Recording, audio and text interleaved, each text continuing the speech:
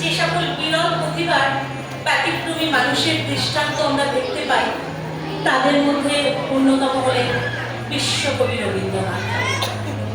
রবীন্দ্রনাথ এমন একজন মানুষ যাকে সময় ও কালের গণ্ডিতে বিচার করা যায় না। তিনি শাশ্বত, তিনি চিরবর্তমান।